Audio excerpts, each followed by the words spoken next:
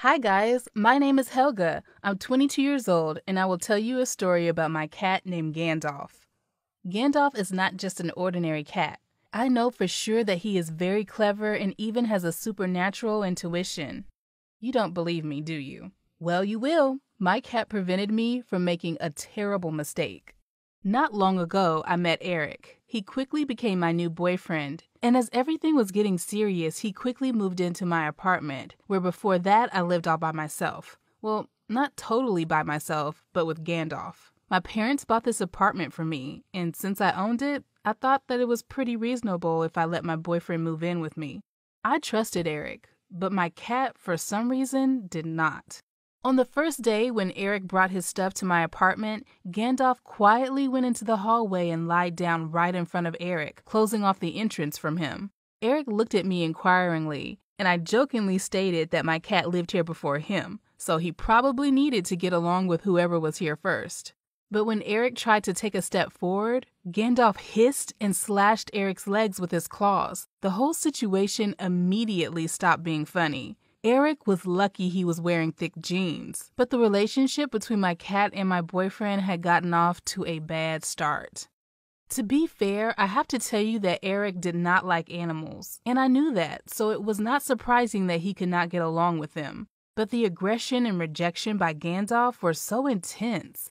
Before that, I never noticed that my cat was jealous, for example, of my friends, but this time it went beyond the limits. Somehow I managed to convince Gandalf to stop attacking my boyfriend, but this only stopped him from doing it openly. Instead, Gandalf ruined Eric's stuff all the time. My cat left traps in Eric's slippers, and Eric was terribly outraged by this, to the point that each time it was harder for me to calm him down. Gandalf stopped scratching because I cut his claws, but he still managed to hurt Eric. His favorite trick was to appear suddenly at my boyfriend's feet. In order to avoid stepping on him, Eric would stumble and even fall down, sometimes directly on the floor. And this started to really upset me. But I had no idea how to bring peace to the world of the two men I loved. And then something happened. I unexpectedly came home at a time when I was supposed to be at my parents' house. Eric did not expect me to be at home that early, and I forgot to call him. So when I entered my apartment, I saw that Eric was not alone. Yes, my boyfriend was cheating on me in my apartment with my friend Amal, who he met at my birthday party a couple of months ago. I was so shocked that I didn't even scream at them.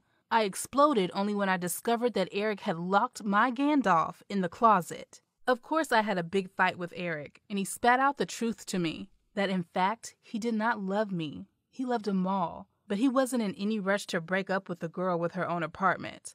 That's me, because he didn't have the money to rent his own apartment. And Amal had no problem with this. How disgusting. And do you now see why Gandalf would not let me relax while Eric was near? My cat knew that my boyfriend was a liar. Hi, my name is Veronica.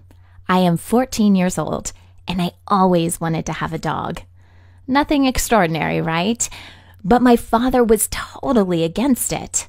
However, he changed his mind after one unbelievable story. So, my father forbade me to bring home any animals, although I could never understand why. We lived in our own house, and nobody in our family suffered from allergies. Before every major holiday, I hinted to my parents about what kind of gift I would like to receive. A Pomeranian puppy, cute and funny, but my parents, and especially my dad, would pretend like they didn't hear me. My dream would probably never have come true if one day I wasn't attacked by a dog. It happened not far from my house. There was a place that was being prepped for a future park, but so far it was just a small neglected field, overgrown with bushes. I often went there to take a walk, and usually it was empty. Neither people nor animals went there. But not this time. As I was slowly walking, absorbed in my own thoughts, a dog suddenly jumped out from behind the bushes and lunged at me.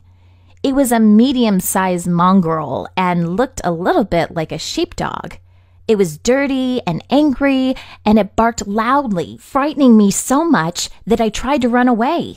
But I stumbled and fell down on the ground. I waited in horror for that mongrel to bite me, but it didn't happen. I turned around. It was very strange, but the dog did not chase me. It stopped near the place where it jumped from. The animal continued to look attentively in my direction, but at the same time, it didn't move. It was sitting on the ground and clearly was not going to attack me. I sat down on the ground too, confused and scared, but also curious. Why did the dog stop?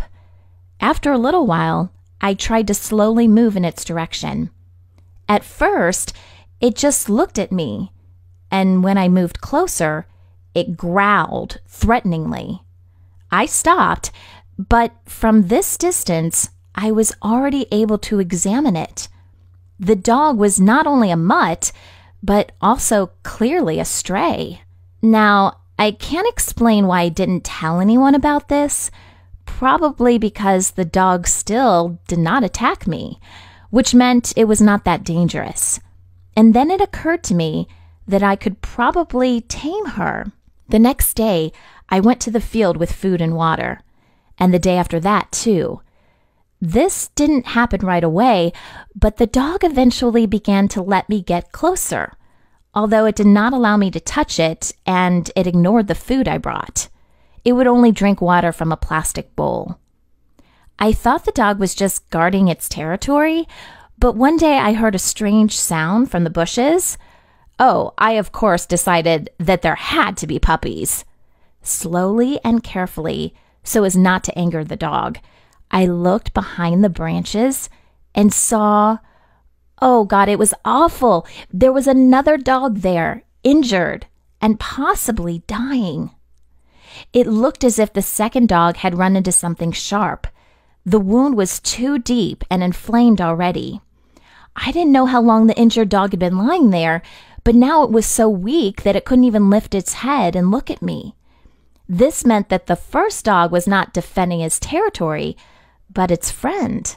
There was no time to waste, and I called my father to urgently come meet me there. And my dad, in turn, called the vet. When he learned about everything that had happened, he suddenly told the doctors that he didn't want them to take both dogs to the shelter after they were done, that we would take them as soon as they were both healthy and vaccinated. Can you imagine?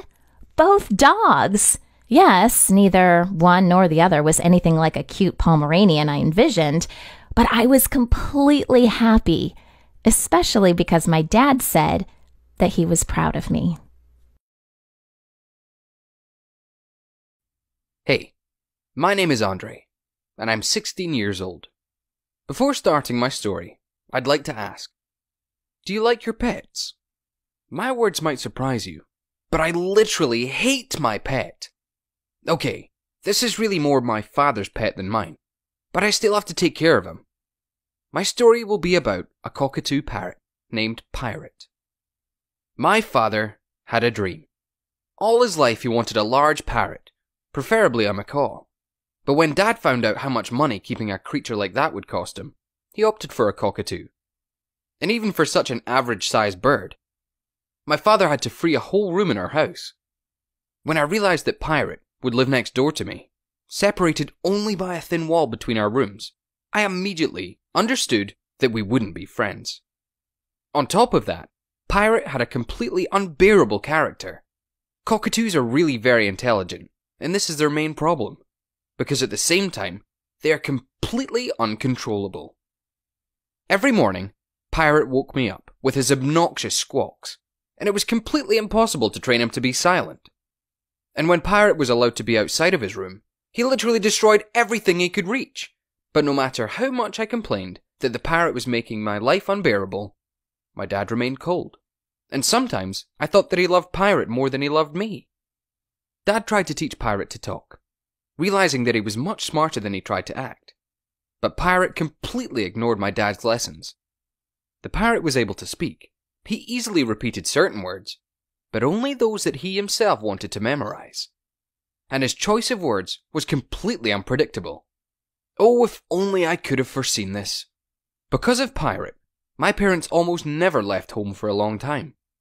Cockatoos require a lot of attention and time, and you can't just leave this creature all alone. But my parents were so tired that they finally decided to spend a whole weekend at the lake. And apparently, this meant that I had to babysit Pirate. I didn't have the opportunity to refuse, but I didn't try to get out of it either. You see, my parents finally left me alone, so I couldn't miss the opportunity to invite my friends over and have a small party. Well, maybe not quite small. My plan was to lock Pirate in his room, leave food for him, and forget about his existence until the next morning. However, my friends had other plans. Everyone knew that I had a cockatoo, and everyone wanted to see him. So, I was forced to let the parrot out of the room. Girls took selfies with Pirate, noticing with great pleasure how charming he was and how good he looked in front of the camera. And the guys tried to talk to Pirate and teach him more interesting words and expressions. I knew that Pirate wasn't interested in learning new words, so I wasn't afraid that he would remember anything or repeat it. In general, my parrot had become the real star of the party. But it wasn't enough for this damn bird. When my parents came back home, Pirate unexpectedly started talking. "Let's party!" the bird chanted to my parents, who, naturally, didn't give me permission to invite friends over. And this was only the beginning. Then the parrot repeated all the words and phrases that my friends taught him, pronouncing them with different voices. And honestly, he couldn't have heard any of these on TV. So now, I stay locked in my room more than Pirate does in his. Tell me how you get along with your pets. Do you have any interesting stories about them? Tell me about it in the comments. Like this video, and don't forget to subscribe to this channel.